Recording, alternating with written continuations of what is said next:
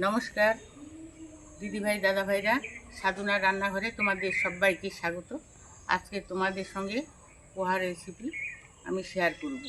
পোহা যেমনই সহজ বানানো তেমনি কিন্তু খেতে ভীষণই ভালো লাগে।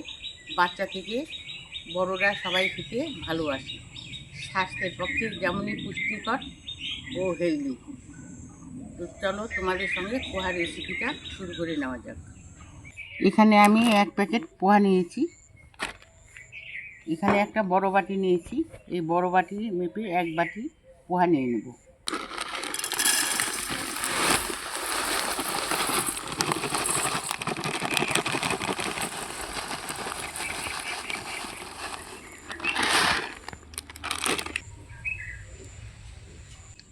আমি এখানে বড় বাটির 1 বাটি পোহা নিয়েছি।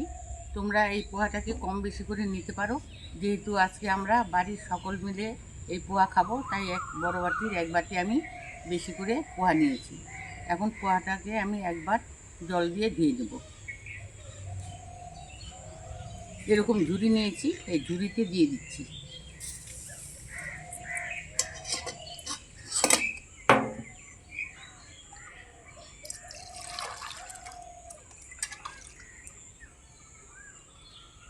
জল দিয়ে এইভাবে হাত দিয়ে একটু কষলে ধুয়ে নেব পোহাটাকে।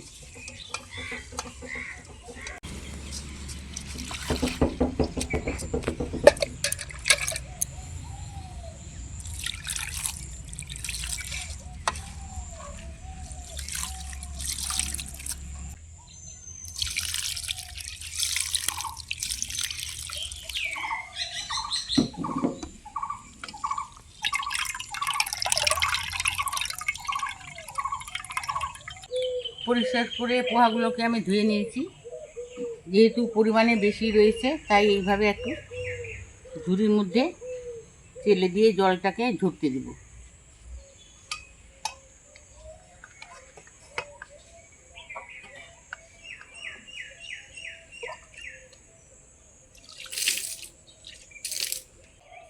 গ্যাসে কড়াই বসিয়ে দেব।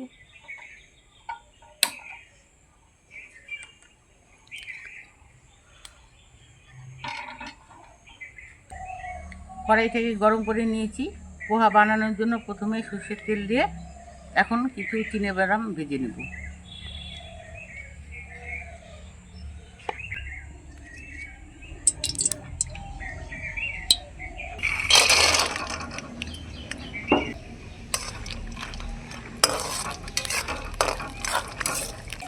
তেলের মধ্যে বাদামগুলোকে ভালো করে ভেজে নিয়েছি।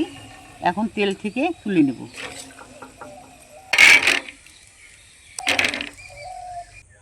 বাদাম ভাজা তেলেই আমি পোহার জন্য এখন ফোড়ন করে নেব। দিয়ে দেব কালো সর্ষে 1 চামচ।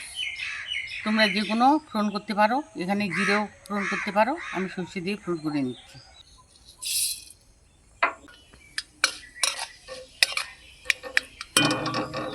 দিয়ে দিচ্ছি 3টে শুকনো লঙ্কা। একটু নাড়াচাড়া করে নেব।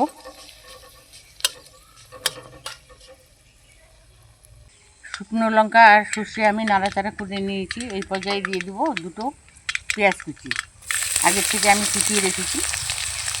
পেঁয়াজ কুচি দিয়ে দিচ্ছি।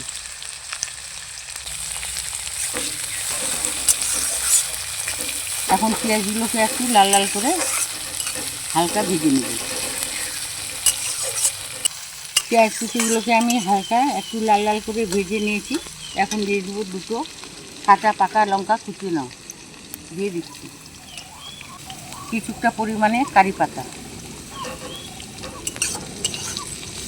এখন নেড়ে চেড়ে একটু ভেজে নেব।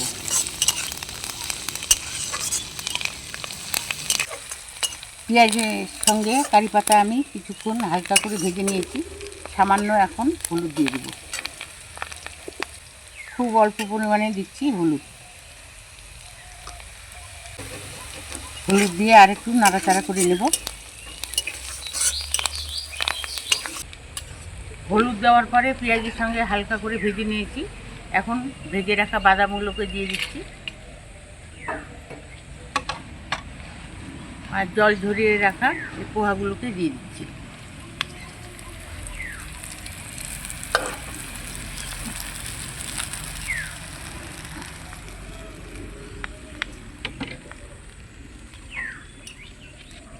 এখন ভালোভাবে মিশিয়ে নেব।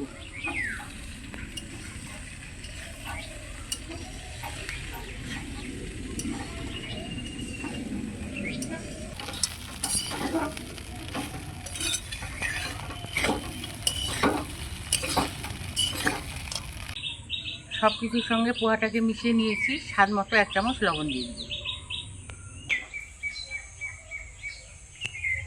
বড় চামচের 1/2 চামচ চিনি দিয়ে দিচ্ছি।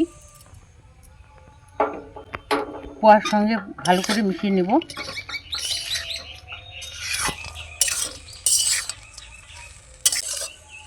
লবণ আর চিনিটাকে দেওয়ার পরে পোহার সঙ্গে ভালো করে মিশিয়ে নিলাম। পোহা একেবারে রেডি। এখন ধনেপাতা উপর দিয়ে ছড়িয়ে দেব। 1 মুঠো ধনেপাতা কুচি নিয়েছি, উপর দিয়ে এইভাবে ছড়িয়ে দেব।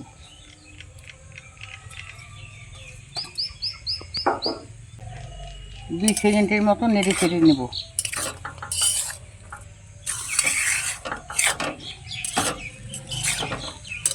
দুর্দান্ত স্বাদের পোহা রেসিপিটা একবারে রেডি। এখন গ্যাসের আঁচটাকে আমি অফ করে দেব।